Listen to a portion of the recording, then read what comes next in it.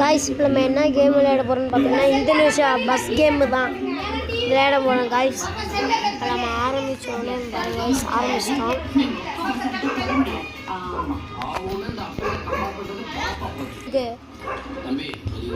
பாருங்க காய்ஸ் வந்து hi guys, welcome back to my channel. நம்ம இந்த லாரி தான் காய்ஸ் வச்சுருக்கோம். இந்த லாரி தான் வச்சுருக்கோம். இல்லை வேறு லாரி வைக்கலாம்னு வைக்கலாம். இந்த லாரி நல்லா இருக்கும், அதான் நான் வச்சுருக்கேன். சரி இப்போ நம்ம டூருக்கு போய்க்கலாம். அப்படியே கீ கொடுத்தா போவோம்.